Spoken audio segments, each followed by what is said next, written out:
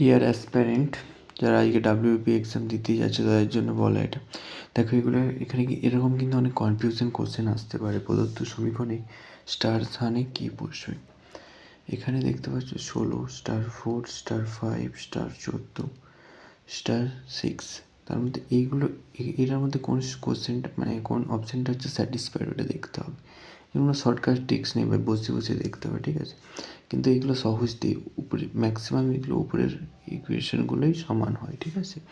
তো প্রথমে আমি এটা যদি বসিয়ে দেখি, এ 16 দেখাচ্ছি, দেখো 16 কী দিয়ে আছে, 16 ভাজিত 4 হবে, এটা এখানে বসাচ্ছি।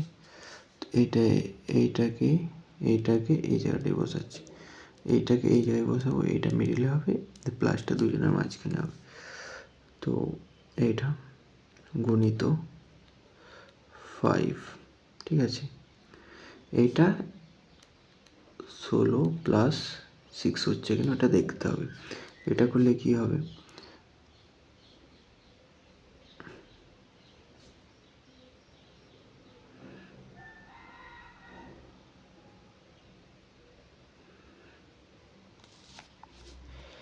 সরি এটা 14 ছিল, ঠিক আছে, এটা 14 আছে।